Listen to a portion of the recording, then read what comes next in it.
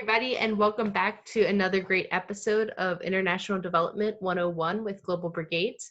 Here today, we're going to talk a little bit about Panama and the development that's happened in Panama. So whether you have a brigade coming to Panama or you're just interested, here with us today, we have Anibal. So first of all, I want to introduce you to my co-host, Morghan. Morghan, do you want to introduce yourself? Sure. Hi, everyone. My name is Morghan Sieracki. I'm a program associate working with Global Brigades. My primary role is to work with volunteers and help them prepare for brigade and then coordinate that with the in-country staff. And I'm Tess Niehoff, the project manager of the E100 or the Empowered 100, and we are here today with Anibal. Anibal, would you like to introduce yourself? Hello, yes, my name is Anibal Cardenas. I am the Economic Development Director of Global Brigades, Panama. Excellent. All right, Morghan, do you want to dive in with our questions? Yeah, let's get started.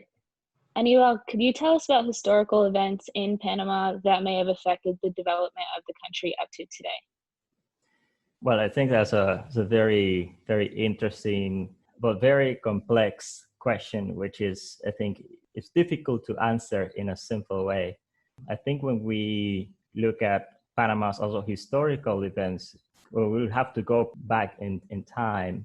For example, pre-Columbian days. I think the Isthmus of Panama has historically had an important role globally, from uniting the two big masses of land of North and South America to then connecting two oceans in a process that started not just after the Spanish colonization, but even before that. There were many complex networks of societies, pre-Columbian societies that interacted from the Atlantic to the Pacific, which obviously also counters the dominant knowledge of the discovery of the Pacific Ocean by an European. Nonetheless, that's something that shouldn't be disregarded. I think obviously the discovery of the Pacific Ocean, so-called discovery by Vasco Núñez de Balboa, was one of the most important events that really shaped the future of the isthmus. And it started a complex process of globalization that started even back then, since it enabled the conquering of the Inca Empire by the Spanish process of colonization. And then it created a complex network of distribution of resources in Latin America. It tends to be understood as the distribution or like the transport of gold from Latin America or the Spanish colonies to Spain, but there was actually a very complex network of distribution that happened through the Isthmus of Panama back then. And obviously the idea of a canal was even born since those days. So if we look at that, I think that since the times of the Spanish colonies, Panama started playing a very crucial role in terms of globalization, and it had global relevance. For example, in the Caribbean coast, you had the Portobello fairs that were one of the most important ones in the world, where there was such an incredible exchange of goods and services like in very other few places in the world. And so since then, you had Portobello, and you also had other very important towns like Chagres, and you also had the Pacific port of Panama. And I think that's another very important, historical relevance of Panama, its ports and the complex network of communities that existed alongside the isthmus. Obviously, it also, in a way, created consequences that we see even today. For example, the fact that Panama is a very dual economy, and most of its economy is concentrated alongside what is now the Panama Canal, but that is a route that has existed even from the times of the Spanish colonization. But something that is very interesting too is that Panama has been at the very center of many of the biggest technological innovations in history. Panama, the railroad that was built in the 1850s, was one of the biggest technological innovations of the time. Additionally, the attempts to build the French Canal was also they brought the best technology available of the days to Panama. And Panamanians played a very crucial role in the construction of that modernity. But probably one of the events that truly shaped the future of Panama's development, due to several reasons that we can dive into later, was the actual construction of the canal by the US. And I think it truly shaped Panama in many ways.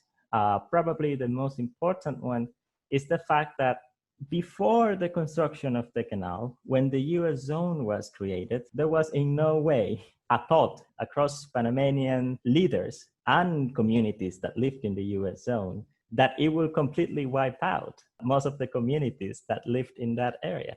They never thought that they were going to be excluded of a process of modernity, because in the past, even with the construction of the railroad, and even with the construction or the attempt to build the French Canal, Panamanians were at the very heart of those processes. And they didn't lose, the right to land and to live in those areas where these developments were happening. And I think that's probably, when it comes to development, I think there are three very important things. And one of them is the narrative that we create. And I think the narrative of the Panama Canal truly shaped how Panamanians saw themselves in regards to modernity and in regards to development. Because it almost seemed as if the construction of the canal was mainly an US accomplishment, where in reality, most Panamanians and Panamanian communities in the canal existed almost 3 years before the Panama Canal was finally inaugurated. And I think that's very interesting because the floodings of the canal didn't really impact the communities, a lot of communities that were coexisting in those regions. And I think that's something very important. I think we could get very extended in this topic, but I think it's very crucial because it truly defined the future of the country and created, I think, a very interesting relationship between the US zone and Panamanians. After the US zone was created, I think, Panama also started a process through the President Belisario Porras to showcase Panama as country at the vanguard of modernity. And there were a lot of infrastructure projects that were developed outside of the US zone in Panama City. And I think when it comes to Panamanian history of development, President Belisario Porras probably is one of the most prominent personalities of its time. So, and I think there is where we start seeing a country that tries to, that unites, under this ideal of at some point recovering the US zone for Panamanians. And I think that also shaped in a way a lot of the political and economic debates in the country. But also this relationship between the US zone and Panama created also a series of policies that were also very important in the development paradigm of the country. For example, the monetary agreement was signed at the very beginning of our Republican days, and also many of the other policies that were created around logistics and the development of infrastructure that had a direct relationship to the Panama Canal and the US zone. And so a lot of our economic efforts started shifting towards, a full-on services industry. And I think we start seeing the effects of that year after year, even to recent days. And for example, in the 70s, I think there is a very interesting trend, and is that the agriculture sector that had been reducing its share in GDP since the 50s, in the 70s was approximately 15%. And then at the 1990s, it was already below 5%. And around the year 2000 and 2010, it went down almost to 2.7%. And the service sector in Panama started becoming more and more relevant, to the point that now it is almost 70% of our economy. And many of that happened even in times where I think Panama tried to embark a process of developing government enterprises and, I think a global process of import substitution, where we developed a lot of national enterprises such as hydroelectric projects and mining companies and such that were aiming to create an endogenous process of development that was very short-lived, since after the 1990s, I think overall the world lived a process of economic liberalization that is very contested and debated. And I think that process was very important to understand the changes that came after the Panama Canal Zone came back to Panamanians. For example, in the 1990s, when the US finally gave back the Panama Canal after the Torrijos-Garrer Treaty was signed in 1977, I think we saw a very important change in the ideal of the US zone coming back to Panamanian hands. And probably the most important thing was that we expected, that all of these struggles in which a lot of social movements, saw the bloodshed of Panamanians trying to fight to recover this US zone, at the end didn't translate into the recovery of these lands in a democratic way, but it was mainly put on the hands of the private sector. And I think that had a very interesting effect in how now the zone is understood, as I think overall Panamanians expected the return of the zone to be a democratic event, but I think at the end it truly wasn't. And it really focalized the efforts of Panama into developing a project that a lot of people call the transitist paradigm, which is that Panama opportunity, a competitive advantage, relies mainly in the Panama Canal and the US zone, and it has had a complete disregard of rural and indigenous realities. And I think that can be seen, as I mentioned before, in the current composition of the GDP, where you have 70% of our economy basically in the service sector. And on the other hand, agriculture represents only about 2.7%. And when we look at the share of employment, we see that retail right now is the industry that hires the most Panamanians or employs the most Panamanians. But agriculture is actually the second biggest employer of the country. And in rural areas outside of the Panama province is the main employer of virtually every province of the country. And it only represents 2.7% of the GDP. So I think there are many historical reasons, and there is obviously a lot of cultural reasons to the changes that we have seen. It's really hard, I think, to do an in-depth analysis of this whole story in a very short time. It might have to be broken down into pieces, because there are very deep debates that are needed, in order to understand the complexity of the history of development in Panama. And I think, I've just tried to give a quick sum, obviously skipping, I think, a lot of key events, but overall, I think, that would be my take on it. All right, so I want to dive in really quickly, just a 30-second overview. I know myself, as somebody born and raised in the US, when you learn about the Panama Canal, you don't perhaps learn about it in its totality.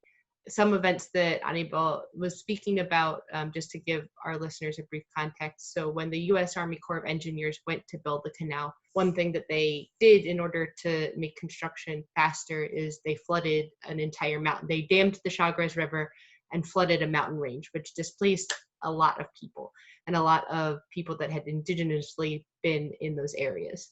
And so, just to kind of shed light and actually just kind of clearly put it, that are some of the events that Anibal was referring to in the construction of the canal, but then also the really complex relationship that caused with Panama and the US moving forward in our history. Yeah, no, and I also wanted to add there that in the Panama Canal Zone, there was a very diverse community of people. There were people that were Afro-colonials that were in that area since the Spanish colonization. Then you have the Afro-Antilleans that came for the French and US canal. You had the Chinese that came in the Panama for the construction of the railroad. You had French people. You had people from virtually everywhere in the world. Anything in the world at that time that you could imagine, or pretty much anything, you could find it in the US zone of those days. So I think that's a very, very interesting account, and also even before the U.S. Zone construction, which I think it's mind blowing. I do want to give some book recommendations at the end of this. Awesome. Thank you for breaking that down and elaborating on those topics. I think it is really, they're complex topics that are difficult to talk about in such a short time. I do want to use this as a point for volunteers. You can use this platform to inspire you to do further independent research. And as Anibal was saying, there's a lot of great resources that we can talk about a little bit later. And then you can utilize the independent research resource guide. We'll link those resources through there. But the next question I want to talk about was how some additional ways that these events have impacted the development of the country today. I know we touched on it a little bit throughout this last question, but did you have anything else that you wanted to add? Well, I think the effects have been, I think, clearly the inequalities that it has created across the country. And an inequality that is not only urban to rural areas, but probably one of the sharpest inequalities we see are within Panama City. And I think it also has its deep roots in the paradigm, the centralization that Panama has had historically. When we see, for example, that most of the economic opportunities, considering the precarious situation of the agricultural sector in Panama, makes people move to mostly Panama City or urban areas in order to find employment. And it creates, I think, very clear dynamic of rural to urban migration. Panama concentrates more than half of its population between Panama City and Colón City, and it's very urban areas. But also access to land and the ownership of land is a very debated topic still, where there is no land security for most people that move from rural areas into urban settlements, especially considering that Panama City is constantly growing and there are many residential and non-residential infrastructure developments. And certainly that increases the cost of land and it puts people in a lot of precarity. And I think that sharpens the inequality. When we see that, for example, there are in Panama City, in some areas, let's say a corregimiento like Pedregal, 50% of the communities there, of people there, do not have access to a flushing toilet. And this is within Panama City in an urban setting. And obviously, when we look at the conditions of communities in rural areas, there is also a big level of inequality and multidimensional poverty. And I think it's interesting to understand this not just as income poverty, because I think historically that's how we have tried to understand it, right? We used to have the GDP per capita, which in that regard, Panama has one of the highest in the region. And then the Human Development Index, that is basically just GDP per capita, and then the life expectancy. You know, with that, you cannot truly measure what the real conditions of poverty, are in, the realities of many countries in the world. And I think now when we look at multidimensional poverty, it's easier to understand the complexity of poverty, although still insufficient. But when we look at multidimensional poverty in Panama, probably the areas that have shown, not probably, but in fact, the areas that have shown the highest levels of multidimensional poverty are indigenous territories. And it ranges that, all indigenous territories, for example, the Comarca and Veragua-Unan, there's an 80% multidimensional poverty index in those territories. And when we look at La Comarca Nove Buglé, it ranges also from 80 to 98% of multidimensional poverty. And when we look also at why, indigenous peoples have been, at these extremes in terms of poverty and extreme poverty and vulnerability, it also has very deep root events in the way in which colonization happened also during the Spanish colonization, because the Spanish tried to found what they call pueblos de indios. And I think that was a very interesting process of mestizaje in which the Spanish tried to create better social cohesion in order to be able to sustain their colonies and settlements. But many indigenous peoples actually refused to be part of that process because it tried to change their cultures, their beliefs, their way of living. And a lot of them actually decided to move into areas out of the power of the Spanish colonizers. And that dynamic had remained even up to today, where we see that a lot of indigenous peoples in Panama have organized in a way to protect their territories precisely from dynamics that even happen today. We still see, with different tactics and strategies, attempts to, quote unquote, colonize, indigenous peoples through development projects or to state programs. And one clear example of this can be, for example, that not so long ago, just about 1 decade ago, there were laws that did not allow indigenous people to speak in their language in the classrooms. And that obviously creates deep inequalities in terms of access to education and quality of education. And even after a lot of those laws were abolished, they still couldn't speak because then there is also a system of beliefs from non-indigenous people that Spanish and so-called West culture is superior to indigenous knowledge and indigenous traditions. And these imbalances of power and the legitimation of knowledge oftentimes puts indigenous people in the overall society in an inferior level in our imaginary. And I think that is one of the hardest things to break. If we do not value the assets, the knowledge, the practices, and the resources that people in rural and indigenous areas already have, it's really hard to build a country that works for everyone.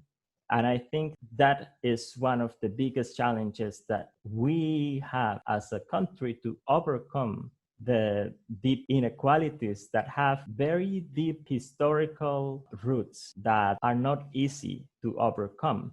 But I think there are a lot of movements and mobilizations of people in rural and indigenous areas that still keep me and I think keep the country with hope that we can still build a country that works for all. Thank you. Yeah, I think the examples really put it into perspective. These events that have happened all throughout history that are still occurring today in different methods. The next thing we wanted to talk about are, what do you think are the largest areas of development that have advanced in the last 5 years? Well, I think probably one of the most important ones, the expansion of the Panama Canal, which happened less than 5 years ago. That was, I think, a key event that also, in a way, reinforces the model that Panama has adopted for its development. Also, just contrasting things, poverty has also had considerable decreases, across the country. I mean, we're talking about maybe 2 or 3 decades ago, poverty in Panama was above 30%, and now it is around 15%. Obviously, it depends on what you include as indicators for, measuring poverty. Because if we look at this from a multidimensional poverty index or perspective, poverty could be, much higher. But if we look at it from other indicators such as Human Development Index, poverty has also increased considerably across the country. So I think that in terms of development is a very good win. I think it hasn't changed much. Construction during the times of the expansion of the canal, but that wasn't 5 years ago. That was a process of around 10 years back. Also gained a lot of its share in GDP and also a lot of employments for the economy. Nonetheless, after the official, the finalization of the construction of the canal and a construction boom that is deflating, we have seen that unemployment has increased. And so I think that the strategies that we have used to grow rapidly, that also includes mining, for example, has not really been, it might not be effective in the long term, because we have seen that it's been mainly the development of public infrastructure through construction that has created a lot of jobs, mainly jobs that are taken by people that come from rural and indigenous areas. Nonetheless, when we see logistics infrastructure, the expansion of airports, these all have been very important developments. Nonetheless, they do not generate as many jobs as, for example, the construction sector did, and also as the agriculture sector still does. So I think it's very contrasted. I think to put it in short ways, it's been probably in a greater way the growth of the services industry through the expansion of the canal, airports, ports, and logistics infrastructure, what has driven the Panamanian economy within the last 5 years.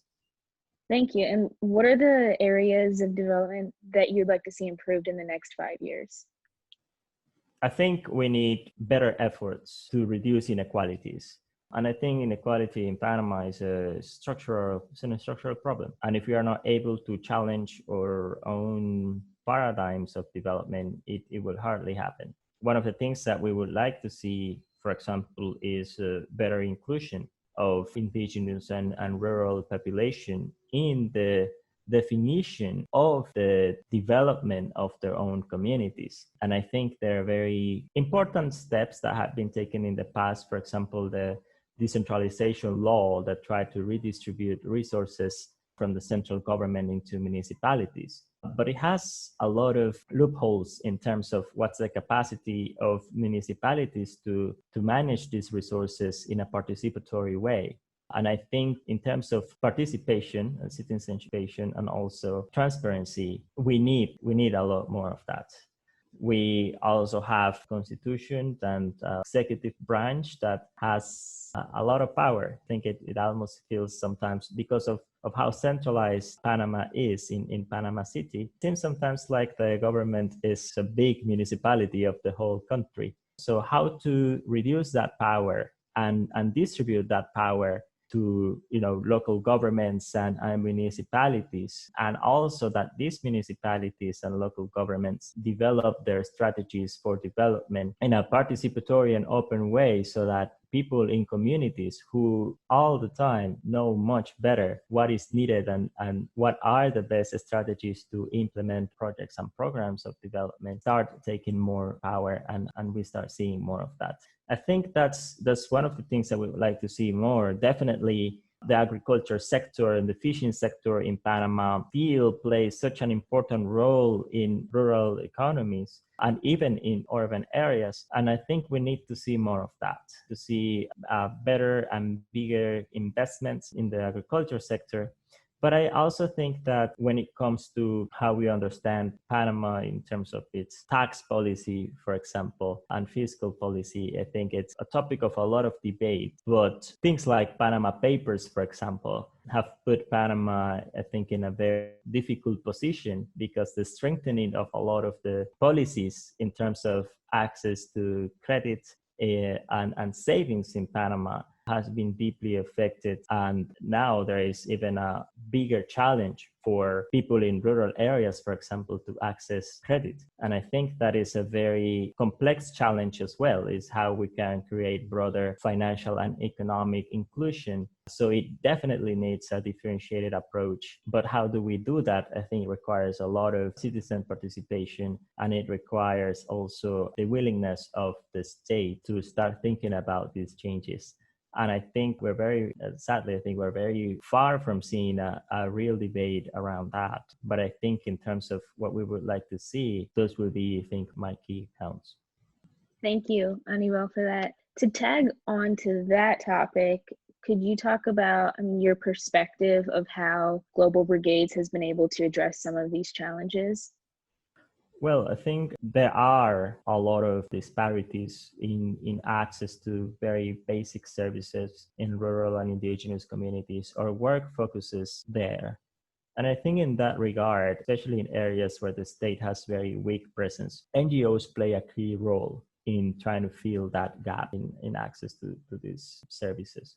In that sense, for example, I think medical brigades, even though it's often regarded as more of a relief approach, I think that relief approach can truly save lives, especially in the long run. I think the role of medical brigades has been really important in the medical, access to medical services in rural areas. I think one very important thing is also the very deep-rooted beliefs often that indigenous and rural communities don't care much about their health. I think a lot of what we see is that there is definitely a lot of interest and there is a very strong need of these services in rural areas, and this is very demanded. And people care, I think, the best way they can about their health. And I think a good thing of medical brigades is that there are very different biases. I think we all have biases, but even at times, Panamanian doctors do not know how to deal well with the belief systems of indigenous communities. And it often ends up in indigenous people rejecting to go and get medical attention. So oftentimes it's not that indigenous peoples don't want to get access to the services, but that the approach of a lot of health service providers does not fully understand the culture and the worldviews of indigenous peoples. I think that's something that has been very clear in the approach to health services in the midst of COVID-19 in Panama right now. That's something that I think medical brigades can support a lot because these things happen at the community in a space where people feel confident and comfortable, and the distance, is not much of a barrier. So it's a lot more accessible, and I think volunteers do a really good job at supporting easing these barriers with people in the communities so that they can access these services, relief services, in, I think, more open and intercultural way. And I think when it comes to water and our public health program, there is also a strong need of that. We spoke about the disparities in, for example, access to sanitary units, flushing toilets in urban areas, and in rural areas is even more the cases that we see.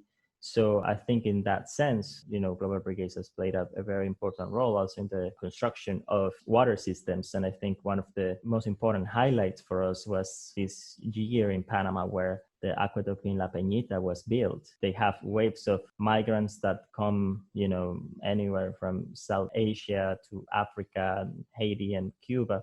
And they have a refugee camp in that community, but they didn't have any water. They didn't have running water in the community other than the river and a water tank that will come into that will be filled in the community every once in a while. So I think the construction of that water system, especially now in the middle of a pandemic, definitely has been a highlight in terms of role in community development and the development of rural and indigenous Panama. And lastly, obviously, the economic disparities that we see in Panama is often part of the debates that we see nationally. And the role that community banks have played in generating financial inclusion through the access of savings and credit has been very important for the economic inclusion and empowerment, particularly of women in indigenous and rural communities. And oftentimes, I think government approaches tend to be very, what can make it to the first page of the newspaper, right? Like now, for example, in the midst of COVID-19, the government is developing a strategy to reactivate and support the agriculture sector in Panama, giving loans for $100,000 to micro and small producers. But I think oftentimes in the needs of, micro producers, you don't need necessarily $100,000 or $50,000 to work your land. Oftentimes you need a lot less than that for your plot. And there is no bank that provides those services. And that's probably the biggest exclusion. Recent studies in Panama and Latin America have showcased that about 92% of all micro producers in the region don't have access to credit. In Panama, we talk about more than 100,000 of micro producers, out of which many are indigenous, that do not have any access to credit, not to mention, savings account.